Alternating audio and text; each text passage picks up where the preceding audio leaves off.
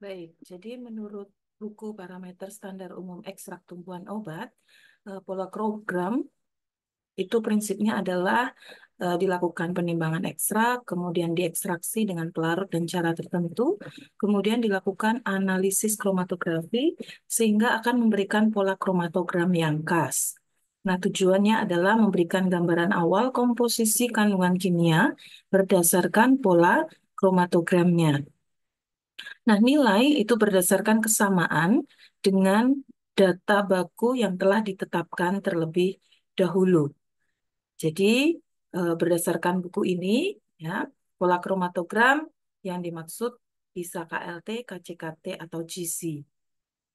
Nah, tetapi nanti aplikasi di FHI, ya, yang dipilih adalah KLT karena itu adalah metode yang sederhana yang memungkinkan semua usaha atau industri untuk melakukan. Karena kalau KCKT dan GC butuh instrumen yang lebih mahal.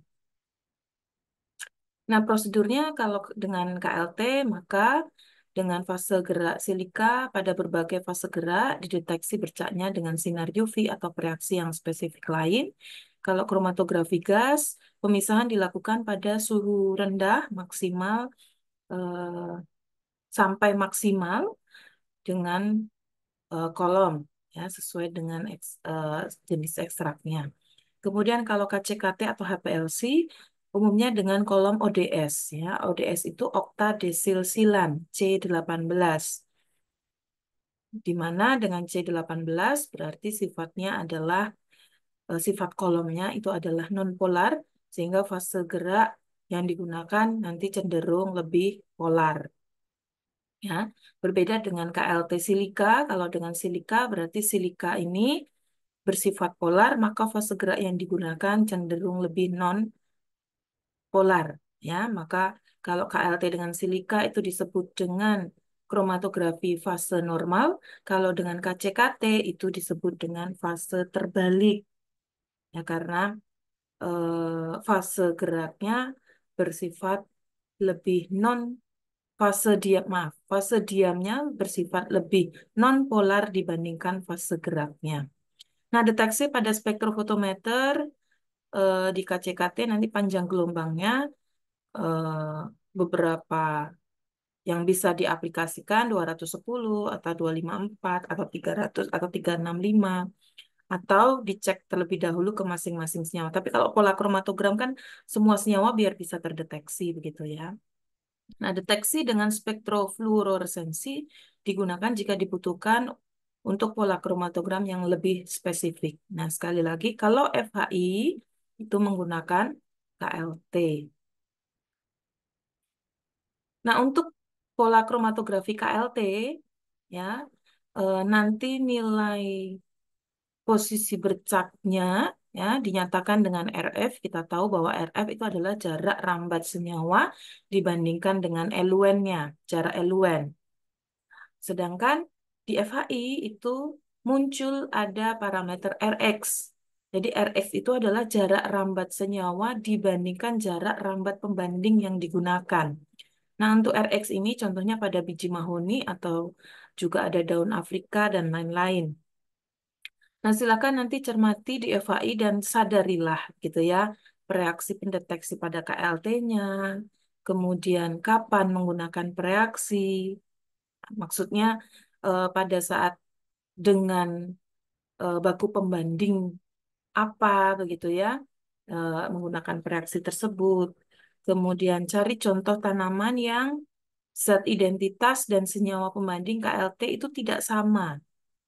Ya, jadi zat identitasnya dengan senyawa pembanding KLT-nya tidak sama, tapi RF senyawa pembanding dan simplisianya itu sama, bercak pada simplisianya, ya. Atau juga RF bercak simplisia tidak ada yang sama dengan RF dari senyawa pembandingnya. Kemudian zat identitas dan senyawa pembanding KLT-nya sama. Nah, jadi ini ada beberapa kalau disimpulkan begitu ya di FHI ada beberapa kondisi ini. Ada yang zat identitas dan senyawa pembanding di KLT-nya tidak sama, ada yang zat identitas dan senyawa pembanding KLT-nya sama. Nah, pada saat zat identitas dan senyawa pembanding KLT tidak sama, ada beberapa kejadian pada posisi bercaknya, jadi senyawa pembanding dan simplisianya itu sama letak bercaknya, atau tidak ada yang sama sama sekali. Ya. Nah, kita lihat ini untuk pendokumentasian kromatogram. Ya, jadi di foto tegak lurus di samping penggaris seperti ini, ya. Kemudian kalau mau lebih baik ya dengan aplikasi scan, jadi tidak dengan kamera biasa begitu supaya posisinya bisa terbentuk bercak yang bagus seperti ini, ya. Kemudian tabel hasil harus nuliskan tentang sampelnya terlebih dahulu gitu ya, fase diam, fase geraknya apa, kemudian larutan ujinya seperti apa, volume larutan pembandingnya seperti apa, volume penotolannya bagaimana, ya, dan bagaimana pendeteksiannya. Nah, jadi kalau meletakkan begitu ya, meletakkan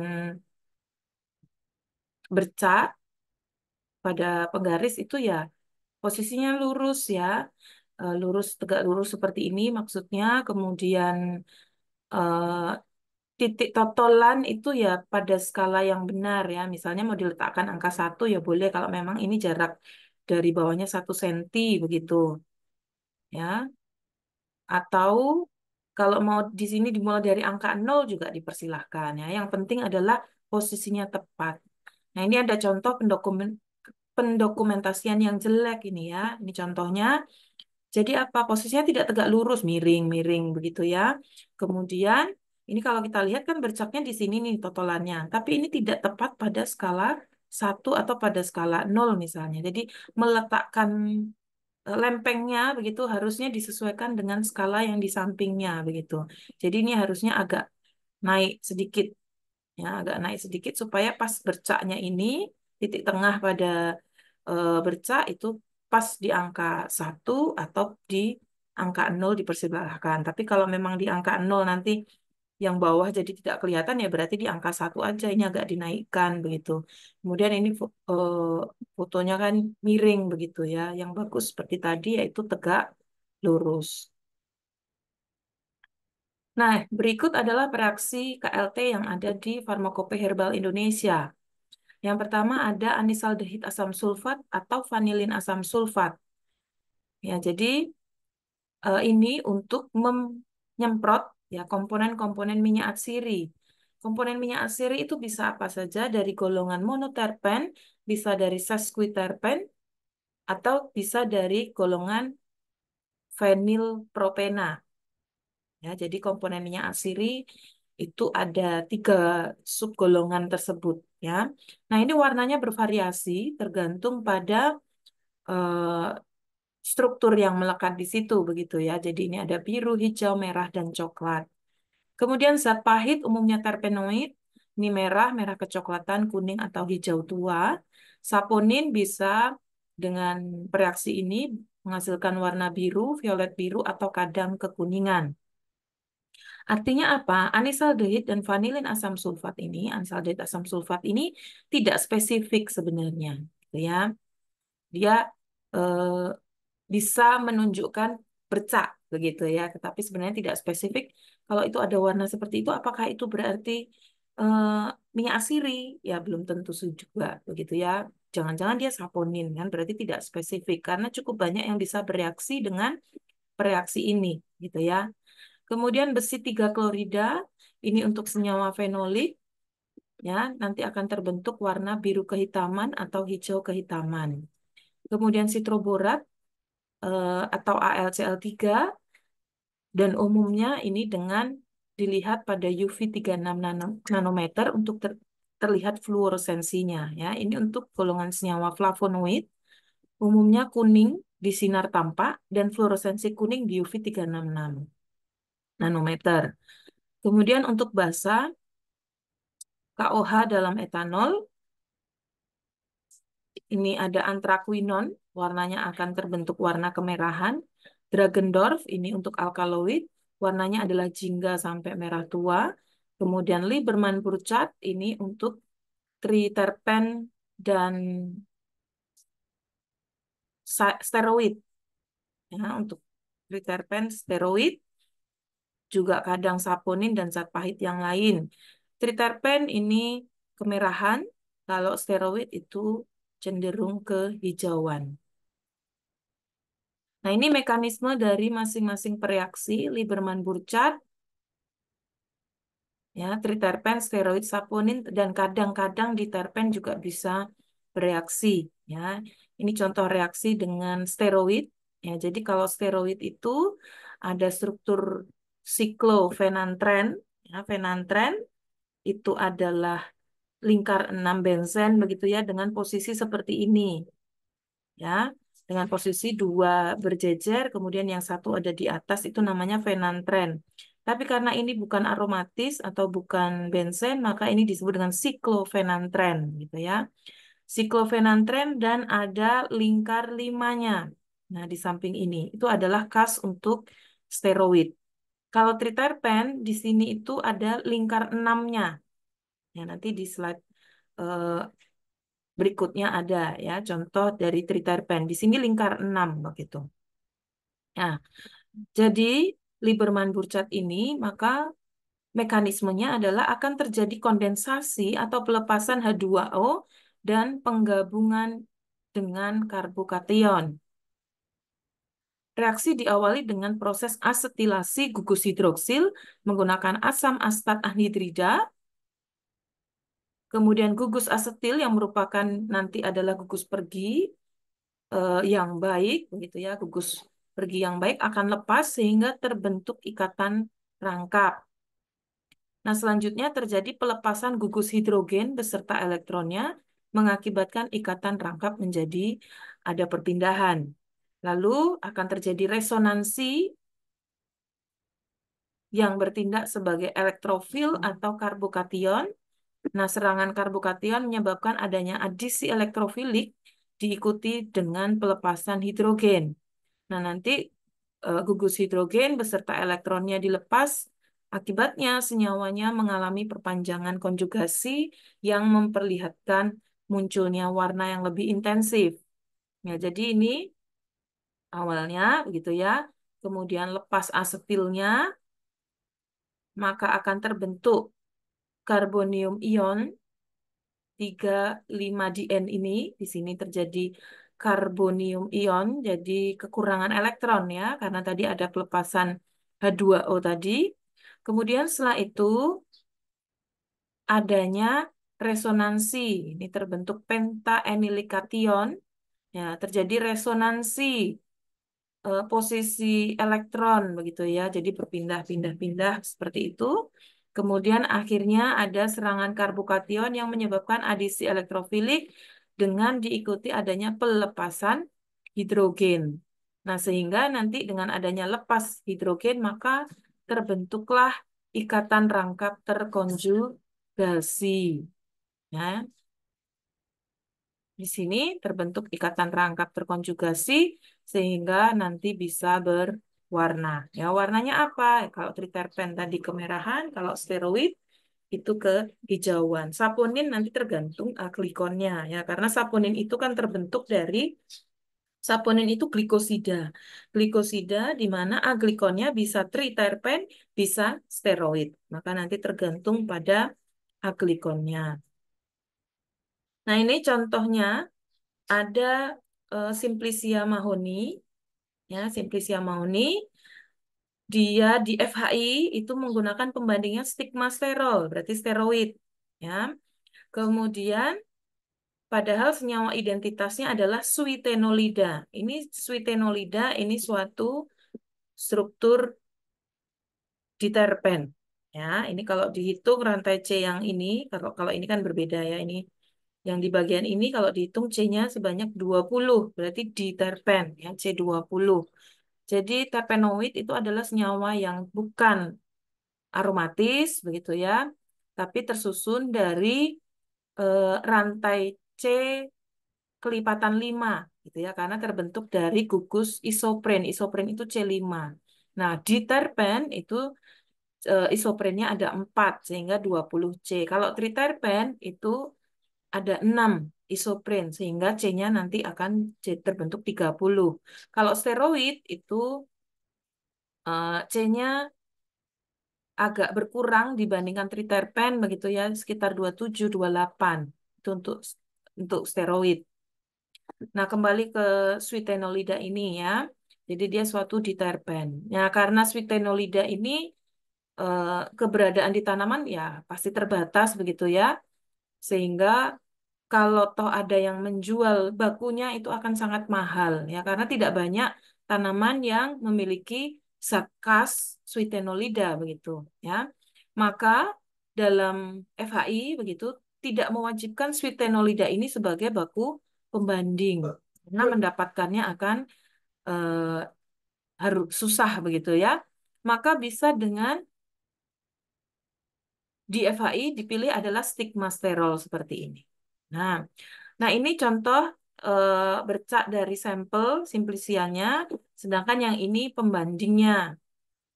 Nah, kalau kita lihat pembandingnya stigmasterol disemprot menggunakan Lieberman Burchard akan berwarna kehijauan, ya. Nah, kemudian di samping stigma sterol ini kita lihat di sampelnya ada bercak juga begitu ya, ada bercak yang hampir sejajar. Nah, tetapi meskipun sejajar, kita juga perlu melihat karakteristik dari warna yang terbentuk setelah direaksikan. Nah, ini kalau kita lihat cenderung berwarna kemerahan. Artinya apa? Warnanya tidak identik. Kalau warna tidak identik berarti strukturnya berbeda. Nah, maka ya berarti bercak satu ini itu bukan stigmasterol, kan begitu ya, tapi terpenoid, begitu ya. Terpenoid mungkin kalau dalam hal ini ya sweetenolidanya, begitu ya, mungkin saja, tapi bisa juga senyawa yang lain. Nah, sehingga kalau kita melihat pola kromatogram yang ada di FAI, karena di sini bercak pada sampelnya tidak identik dengan pembandingnya, maka di sini dinyatakannya dengan RX. Nah, RX yaitu apa tadi? Jarak rambat dari senyawa pada sampel dibandingkan jarak rambat pembandingnya. Ya, jadi di sini RX. Maka nilai RX itu bisa lebih dari 1. Artinya apa? Posisi dari bercak pada sampelnya itu lebih tinggi dibandingkan pembanding begitu, pola pola dari kromatogramnya begitu ya. Tapi kalau untuk pembanding dinyatakan dengan RF ya, RF, tapi pada sampel dinyatakan dengan RX. Oke, selanjutnya adalah reaksi anisaldehid asam sulfat atau vanilin asam sulfat ya. Asam sulfat ini harus selalu dimunculkan bersamaan dengan anisaldehid atau vanilin karena memang reaksi yang terjadi itu harus dalam kondisi dengan penambahan asam sulfat. Kalau hanya anisaldehid saja atau vanilin saja, maka reaksi itu tidak akan terbentuk dengan baik. Ya, ini struktur dari vanilin, ini struktur dari anisaldehid. Jadi kesamaannya adalah baik anisaldehid maupun vanilin itu adalah sama-sama aldehid aromatis. Aldehid aromatis itu berarti gugus aldehid yang menempel pada benzen. Ya, dia adalah aldehid aromatis. Nah, aldehid aromatis ini bisa reaktif dalam kondisi asam. Ya, jadi asam di sini sebagai katalis reaksi begitu ya. Jadi dia akan mengalami ionisasi nanti pada bagian aldehid ini, kemudian dia akan bisa bereaksi dengan senyawa organik yang lain, ya.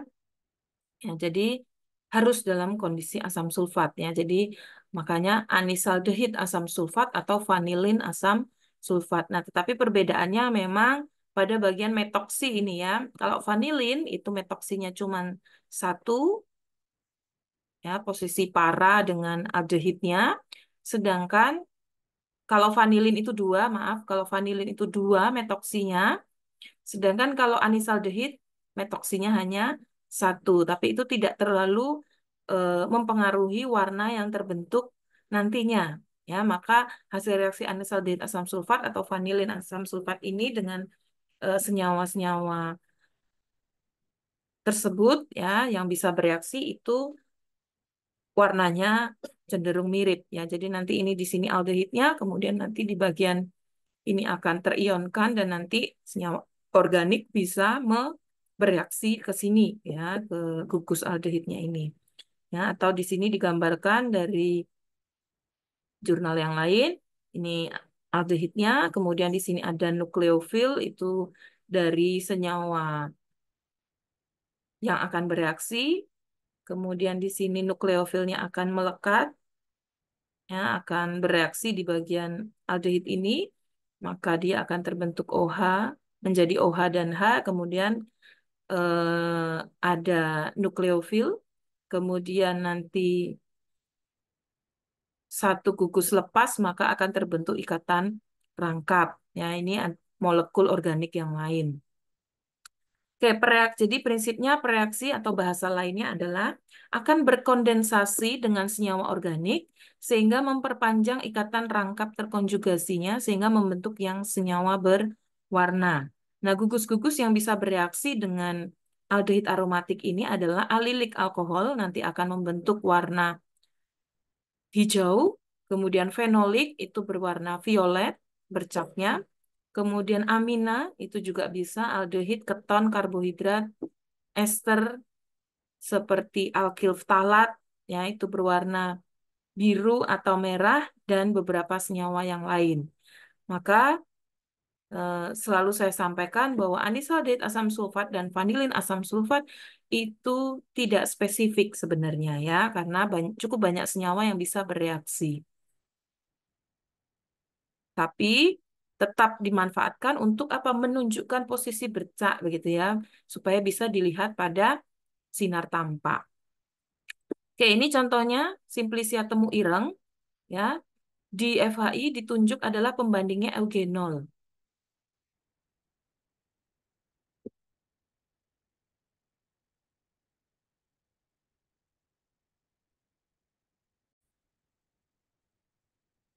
Ya, jadi di sini pembanding yang ditetapkan adalah eugenol ya. Nah, padahal temu ireng berdasarkan FHI zat identitasnya itu adalah kurzerenon. Ya, kurzerenon ini adalah kalau kita lihat strukturnya ya, ini tidak ada benzen, berarti dia bukan senyawa fenol ya. Tidak ada nitrogen, berarti bukan alkaloid, maka ini adalah masuk ke golongan terpenoid. Ya, ini kalau kita lihat rantai C-nya ada 1, 2, 3, 4, 5, 6, 7, 8, 9, 10, 11, 12, 13, 14, 15 di sini ya. Ada 15. C15 berarti golongan sesquiterpen ya, sesquiterpen. Jadi dari golongan terpenoid. Nah, jadi pertimbangannya kurzerenon ini juga baku yang akan susah untuk didapatkan, maka FHI ya menetapkan eugenol sebagai pembanding pada KLT-nya. Ya, padahal eugenol strukturnya seperti ini. Ini adalah komponen minyak atsiri juga, tetapi dari golongan fenilpropena. Ya, ini fenil itu karena benzen, kemudian ada hidroksilnya, ya fenol, tapi sebagai alkil itu disebut fenil.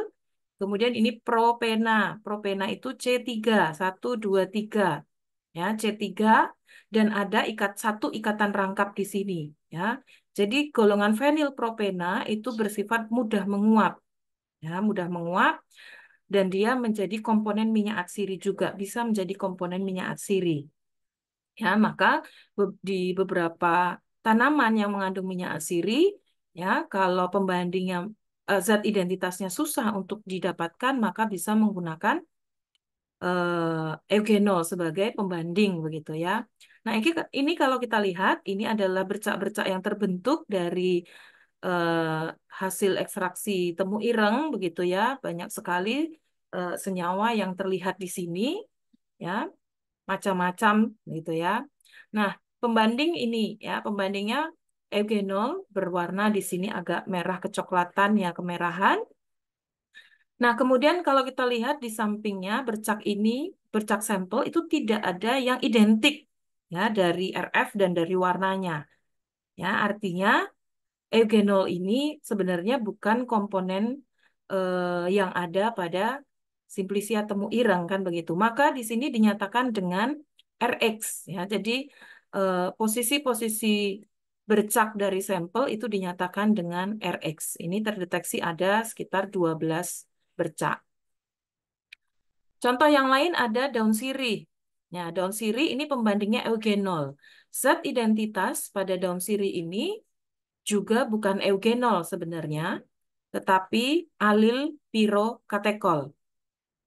Ya, ini kalau kita lihat strukturnya ada benzen, ada hidroksil, maka ini adalah fenil, kemudian ini ada C3, 1, 2, 3. Ya, jadi komponen yang ada pada daun sirih, ya, salah satu zat identitasnya adalah alil pirokatekol, ini adalah fenil propena juga, gitu ya.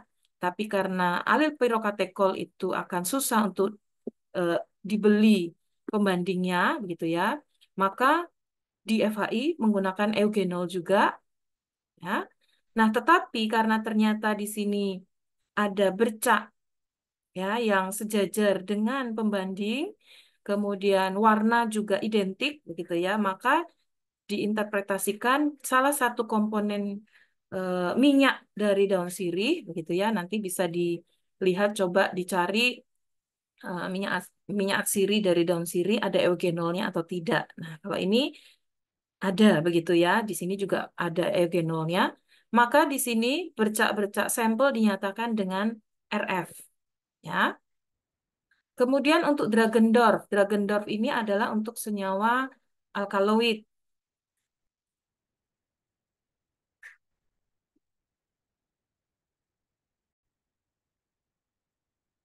Nah, untuk alkaloid menggunakan Dragendorf itu isinya adalah bismut nitrat dan kalium iodida.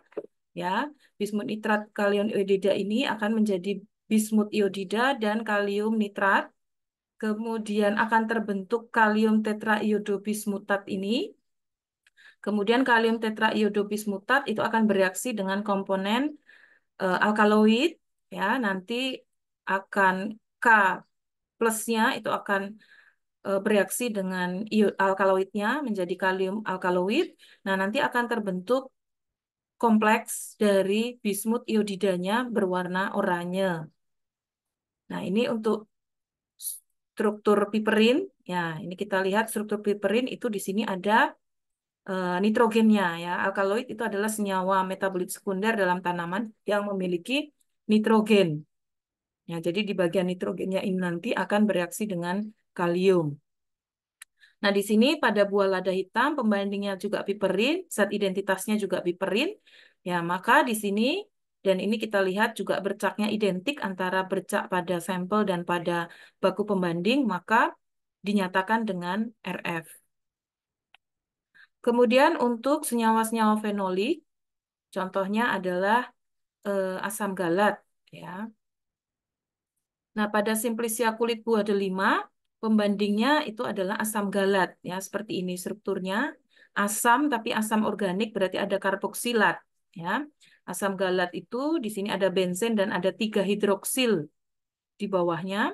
Nah, sehingga dia memiliki cukup banyak pasangan elektron bebas dan itu bisa berikatan kompleks dengan besi Fe3+ ini, begitu ya.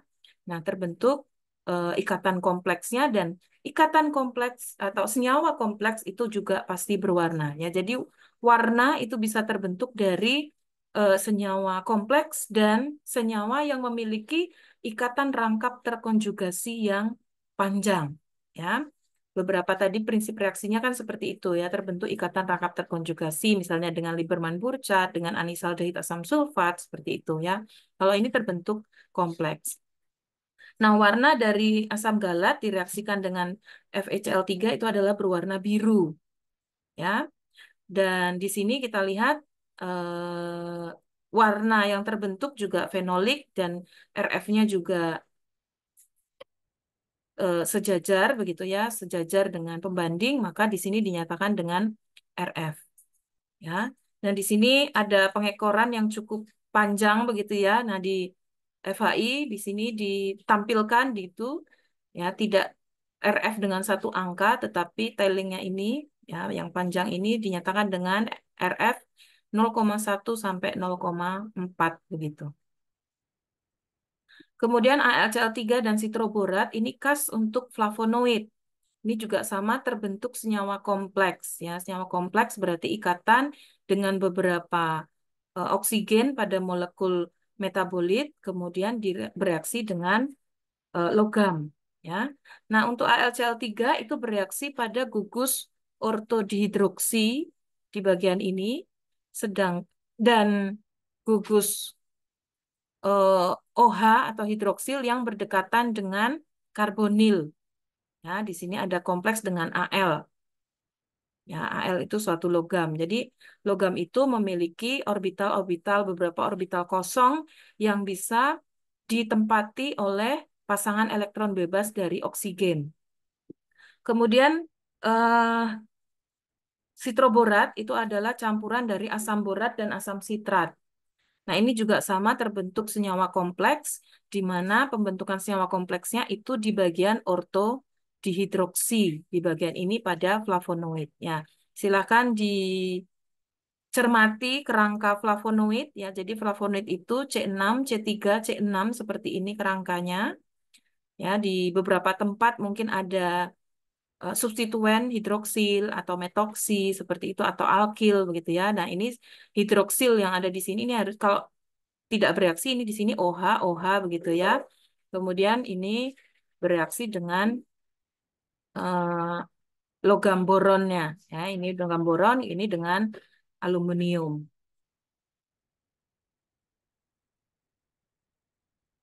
Kemudian ini contoh KLT-nya.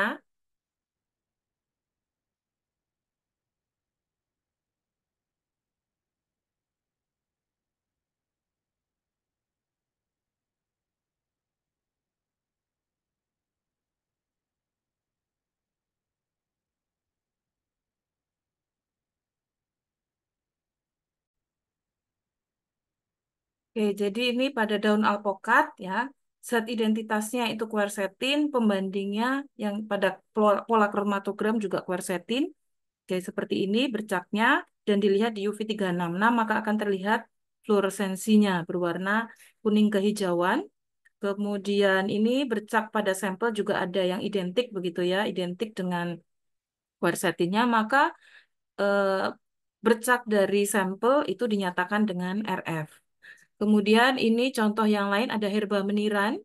Di sini pembandingnya menggunakan quercetin, tapi sebenarnya zat identitas dari herba meniran itu adalah filantin.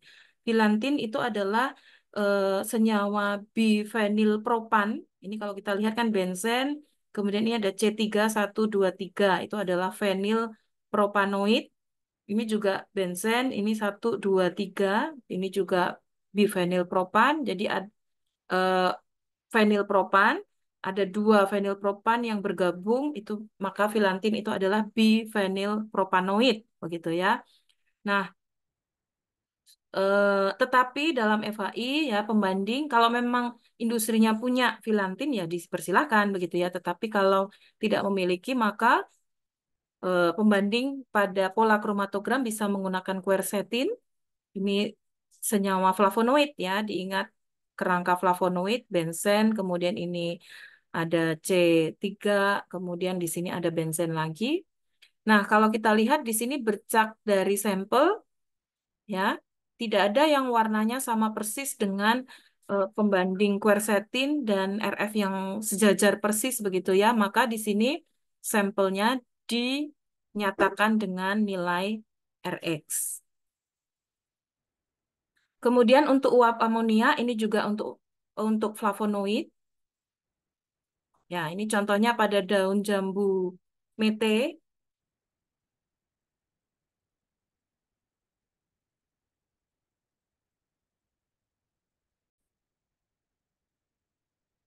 Oke, daun jambu mete dengan pembanding rutin Ya, sebenarnya zat identitas pada daun jambu mete itu adalah asam anakardat ya, tetapi asam anakardat ini jarang bisa didapatkan begitu, maka FHI mengarahkan ini adalah senyawa rutin ya. Ini asam anakardat kalau kita lihat senyawanya ya fenolik juga begitu ya. Nah, dengan pembanding rutin, kemudian ini bercak sampelnya dilihat di UV 366 ya. Dan karena bercaknya dari sampel tidak ada yang identik dengan pembanding rutinnya, maka di sini dinyatakan dengan RX. Ya, prinsip dengan uap amonia ini adalah flavonoid ini karena dia fenolik, maka dia bersifat asam dan nanti akan bisa terionisasi menghasilkan ion H+ dan terbentuk ion fenolat dengan penambahan uap amonia tadi, gitu ya. Jadi kuning disebabkan adanya pembentukan garam dan terbentuknya struktur quinoid pada cincin B, sehingga konjugasinya menjadi lebih panjang dan berwarna lebih intensif. Ya, jadi ini flavonoid awalnya strukturnya seperti ini, kemudian di bagian karena ada uap amonia yang bersifat basah, maka di bagian eh, hidroksil di cincin B ini akan mengalami ionisasi. Kemudian setelah itu terjadi resonansi elektron, perpindahan elektron, yang ini menjadi ke sini, yang ini ke sini, ini ke sini, ini ke sini, ini ke sini. Sehingga di sini terionkan dan di sini terbentuk quinoid di cincin B. Nah, sehingga konjugasinya itu bersambungan begitu ya dari cincin A sampai cincin B, maka konjugasinya menjadi lebih panjang. Kalau awalnya ya, ini kan ya berwarna kuning juga sebenarnya ya. Di sini ada konjugasi. Ini kalau kita lihat rangkap tunggal rangkap tunggal rangkap tunggal rangkap. Nah, berhentinya di sini ya. Tidak bersambungan antara A sampai B. Kalau yang B-nya rangkap tunggal rangkap tunggal rangkap tunggal rangkap tunggal rangkap ya juga berhenti di sini tapi tidak bersambungan konjugasi dari cincin A sampai ke cincin B. Tapi setelah dia mengalami ionisasi, maka rangkap tunggal rangkap tunggal rangkap tunggal rangkap tunggal rangkap tunggal rangkap tunggal rangkap. Ya, sehingga konjugasinya menjadi lebih panjang, maka warnanya akan menjadi lebih intensif. Kemudian KOH etanolik pada antraquinon ini contohnya adalah akar kelembak ya. Akar kelembak ini zat identitasnya juga sama 1,8 hidroksi antraquinon ya. Zat identitasnya sama dengan pembanding yang digunakan. Maka di sini kita lihat pola kromatogramnya cukup banyak bercaknya dan ada bercak yang identik dengan pembanding, maka di sini dinyatakan dengan nilai RF. Nah, prinsip reaksinya bagaimana? Ya, jadi di sini kan fenolik, ini antraquinon ya, jadi dia memiliki cincin antrasen. Antrasen itu benzen yang jejer 3, berlekatan 3. Benzen itu namanya cincin antrasen, tapi karena di sini ada ketonnya, ada 2 keton, maka ini disebut dengan antraquinon. Nah, ini prinsipnya juga dia senyawa fenolik, ya. Senyawa fenolik berarti dia cenderung asam, ditambah KOH etanolik, maka nanti basa akan menyebabkan deprotonisasi pada gugus fenolnya, ya, di bagian quinonnya ini, sehingga terbentuk ion enolat yang akan berkonjugasi dengan ikatan pi karbon karbon cincin benzen, ya. Jadi intinya di sini nanti akan terionkan, maka akan terjadi resonansi perpindahan elektron seperti itu sehingga konjugasinya menjadi lebih panjang. Kalau antraquinon saja seperti ini ya warnanya tidak akan seintensif pada kondisi basah. Tapi bisa berwarna juga ya. Ion enolat tersebut dapat menyebabkan peristiwa resonansi ya. Jadi terbentuknya ion enolat akibat ada basa tadi menyebabkan resonansi antar elektron pada ikatan rangkap 2 yang ditandai dengan penyerapan cahaya tertentu yaitu di sini adalah nanti terbentuk warna merah.